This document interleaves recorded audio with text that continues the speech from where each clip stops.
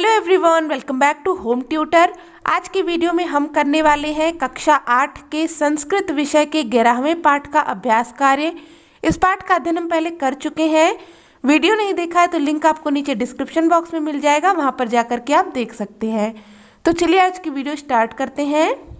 तो अभ्यास में पहला प्रश्न है, एक पदेन उत्तरत, एक पद में उत्तर दीजिए। पहला है, कीदृशी नाम कुरीति नाम सावित्री मुखरम विरोधम अकरोत। किस तरह की कुरीतियों के लिए सावित्री ने खुलकर विरोध किया? उत्तर हो जाएगा सामाजिक कुरीति नाम, अर्थात सामाजिक कुरीतियों का। के कूपात जलोद्धरणम अवारयन, कुएं से पानी निकालने के लिए किसने मना किया? उत्तर हो जाएगा उच्च वर्गीयाः, अर्थात उच्च वर्ग के लोगों ने। का स्वदृढ़ निश्चयात न विचलित, कौन अपने दृढ़ निश्चय से विचलित नहीं हुई? उत्तर हो जाएगा सावित्री बाई। विधवा नाम शिरोमुंडनस्य निराकरणाय सा कहीं मिलिता, विधवाओं के सिर मुंडन को रोकने के लिए वह किससे मिली? उत्तर हो जाएगा ना पितहि, अर्थात नाइयों से। सा कासाम कृते प्रदेशस्य प्रथमम विद्यालयम आरभत, उसने किसके लिए प्रदेश का पहला विद्यालय आरंभ किया? उत्तर हो जाएगा कन्या नाम, अर्थात कन्याओं के लिए। अगला प्रश्न है, पूर्ण वाक्येन उत्तरत, पूर्ण वाक्य में उत्तर दीजिए। पहला है, किम किम सहमाना सावित्री बाई स्वदृढ़ निश्चयात न विचलित, क्या क्या सहते हुए भी सावित्री बाई अपने दृढ़ निश्चय से विचलित नहीं हुई? उत्तर हो जाएगा यदा सावित्री स्वगृहात् विद्यालयं प्रति चलति तदैव जनाः तस्याः उपरि धूलिं प्रस्तरखण्डान् च क्षिपन्ति स्म। इदं सहमाना सावित्री बाई स्वदृढ़ निश्चयात न विचलित, जब सावित्री बाई अपने घर से विद्यालय के लिए जाती थीं तब लोग उनके ऊपर धूल और पत्थर के टुकड़े फेंकते थे। यह सब सहते हुए भी सावित्री बाई अपने दृढ़ निश्चय से विचलित नहीं हुई।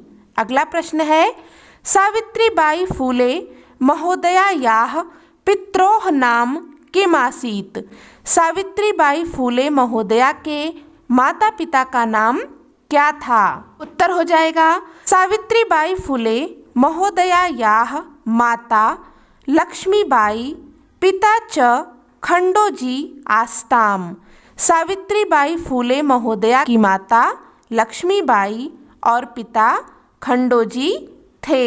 विवाह अनंतरम अपि सावित्र्याः मनसि अध्ययनम अभिलाषा कथम उत्साहम प्राप्तवती, विवाह के उपरांत भी सावित्री के मन में पढ़ने की इच्छा किस प्रकार से उत्साह प्राप्त की?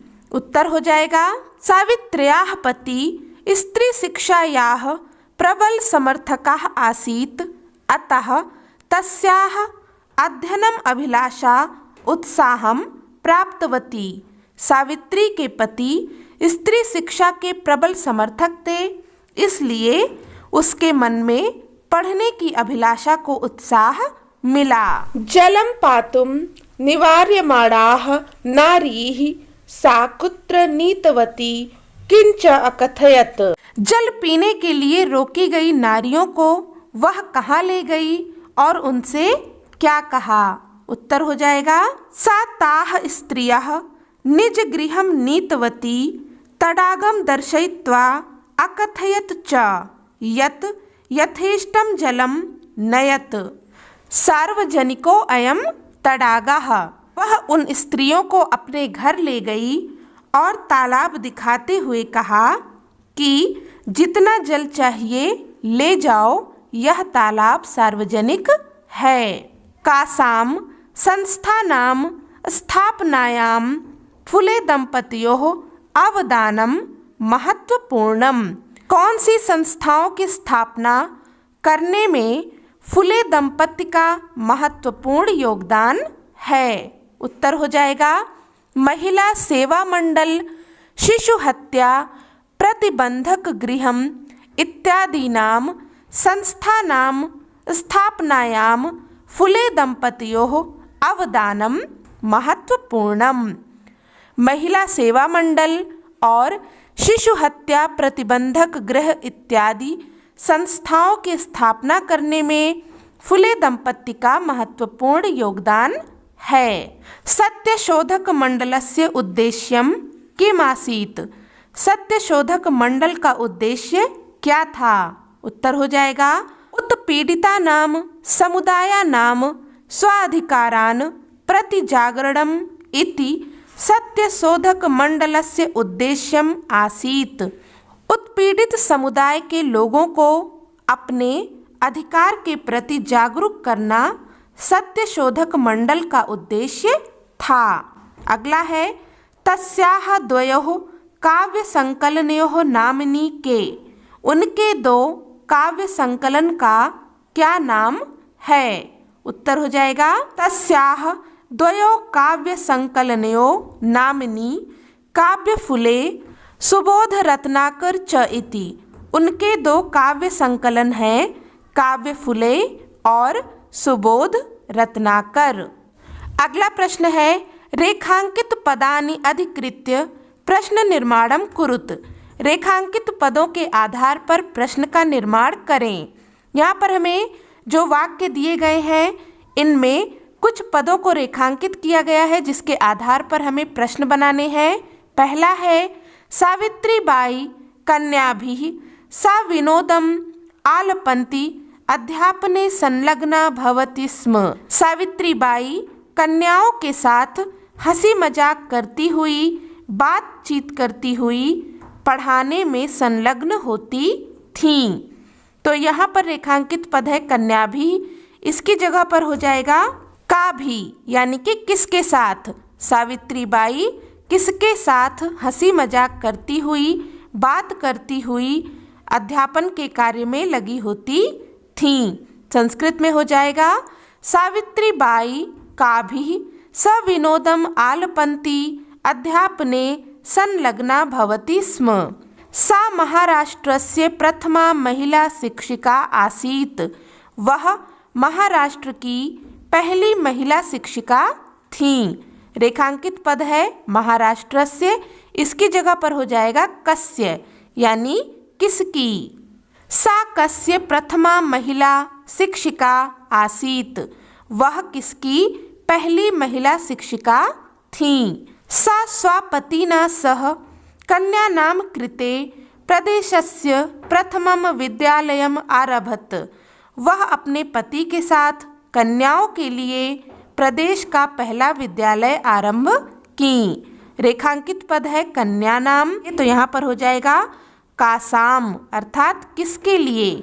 संस्कृत में हो जाएगा सा स्वपतिनां सह कासाम कृते प्रदेशस्य प्रथमं विद्यालयम् आरभत। वह अपने पति के साथ किसके लिए प्रदेश का पहला विद्यालय आरंभ की। तया मनुष्याणां समानतायाः स्वतंत्रतायाश्च पक्षः सर्वदा समर्थितः।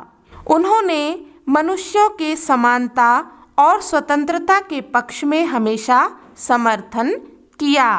यहाँ पर रेखांकित पद है मनुष्याणाम, इसकी जगह पर हो जाएगा केशाम, अर्थात किनकी।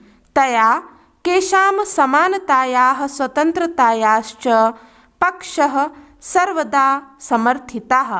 उन्होंने किनकी समानता और स्वतंत्रता के पक्ष में हमेशा समर्थन किया। साहित्य रचनाया अपि सावित्री महीयते। साहित्य रचना में भी सावित्री महान हैं। यहाँ पर रेखांकित पद है सावित्री, इसकी जगह पर हो जाएगा का, यानी कि कौन। साहित्य रचनया अपि का महीयते। साहित्य रचना में भी कौन महान हैं। अगला प्रश्न है यथा निर्देशम उत्तरत, निर्देश के अनुसार उत्तर दें। पहला है इदं चित्रं पाठशालायाः वर्तते, अत्र वर्तते इति क्रियापदस्य कर्तृपदम किम। यह चित्र पाठशाला का है, यहाँ पर वर्तते इस क्रियापद का कर्ता पद क्या होगा या कौन सा है। उत्तर हो जाएगा चित्रम। तस्याः स्वकीयम अध्ययनम अपि सह एव प्रचलित, उनका अपना अध्ययन भी साथ में चलता है। अस्मिन् वाक्ये विशेष्य पदम किम, इस वाक्य में विशेष्य पद कौन सा है। उत्तर हो जाएगा अध्ययनम। अपि यूयम इमाम महिलाम जानीथ, आप भी इस महिला को जानते हैं। अस्मिन् वाक्ये यूयम इति पदम केभ्यः प्रयुक्तम, इस वाक्य में यूयम यह पद किसके लिए प्रयुक्त किया गया है। उत्तर हो जाएगा पाठकेभ्यः यानी कि पाठकों के लिए। सा ताः स्त्रियः निज गृहं नीतवती, वह उन स्त्रियों को अपने घर ले गई। अस्मिन् वाक्ये सा इति सर्वनाम पदम कस्यै प्रयुक्तम, इस वाक्य में सा यह सर्वनाम पद किसके लिए प्रयुक्त किया गया है। उत्तर हो जाएगा सावित्रई यानी कि सावित्री के लिए।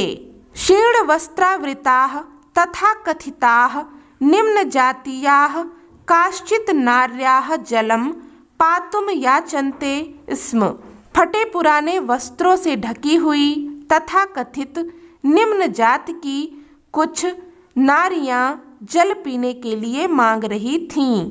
अत्र नार्याः इति पदस्य विशेषण पदानि कति सन्ति कानि च इति लिखत, यहाँ पर नार्याः यानी कि नारियां इस पद के लिए विशेषण पद कितने हैं उनको लिखें। यहाँ पर है 1 2 3 4, 4 विशेषण पद हैं तो उत्तर हम लिखेंगे एतस्य चत्वारि विशेषण पदानि सन्ति शीर्ण वस्त्रावृताः तथा कथिताः निम्न जातीयाः काश्चित्। अगला प्रश्न है अधोलिखितानि पदानि आधृत्य वाक्यानि रचयत, नीचे लिखे पदों के आधार पर वाक्य की रचना करें। यहाँ पर हमें कुछ पद दिए गए हैं, इनका प्रयोग करते हुए हमें वाक्य बनाना है। पहला है स्वकीयम यानी कि अपना, तो यहाँ पर हम वाक्य बना सकते हैं सा स्वकीयम कार्यम करोति, वह अपना कार्य करती है। सा विनोदम यानी कि हंसी मजाक के साथ। बालिका सा विनोदम वार्तयति, बालिका हंसी मजाक के साथ बात करती है। सक्रिया यानी कि सक्रिय होना, तो यहाँ पर हम वाक्य बनाएंगे अहम सामाजिक कार्येषु सक्रियास्मि, मैं सामाजिक कार्यों में सक्रिय हूँ। प्रदेशस्य यानी कि प्रदेश का, तो इसके लिए हम वाक्य बनाएंगे वयम प्रदेशस्य उन्नतिः करणीया, हमें प्रदेश की उन्नति करनी चाहिए। मुखरम यानी कि खुलकर, तो यहाँ पर हम वाक्य बना सकते हैं सा कुरीति नाम मुखरम विरोधम अकरोत्, वह कुरीतियों का खुलकर विरोध करती थी। सर्वथा यानी कि हमेशा, यहाँ पर वाक्य हो जाएगा सह सर्वथा सत्यम वदति, वह हमेशा सच बोलता है। अगला प्रश्न है अधोलिखितानि पदानि आधृत्य वाक्यानि रचयत, नीचे लिखे पदों के आधार पर वाक्य की रचना करें। तो यहाँ पर भी हमें जो पद दिए गए हैं इनका प्रयोग करते हुए हमें वाक्य बनाना है। पहला पद है उपरि यानी कि ऊपर, तो यहाँ पर हम वाक्य बना सकते हैं वृक्षस्य उपरि खगाः सन्ति, वृक्ष के ऊपर खग यानी कि पक्षी हैं। अगला है आदानम यानी कि लेना, तो यहाँ पर हम वाक्य बना सकते हैं विद्यायाः आदानम प्रदानम कुर्यात्, विद्या का आदान प्रदान करना चाहिए। परकीयम यानी कि दूसरे का। वाक्य हो जाएगा कदापि परकीयम धनम न स्वीक्रियात्, कभी भी दूसरे का धन स्वीकार नहीं करना चाहिए।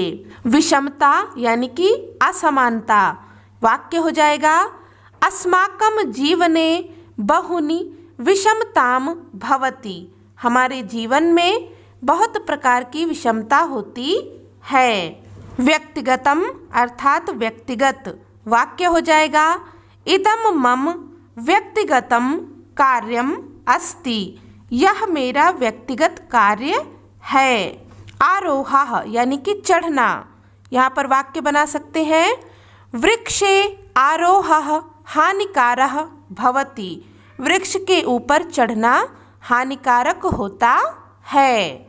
अगला प्रश्न है अधोलिखित पदानाम समानार्थक पदानि पाठात् चित्वा लिखत, नीचे लिखे पदों के समानार्थक पद पाठ से चुनकर लिखें।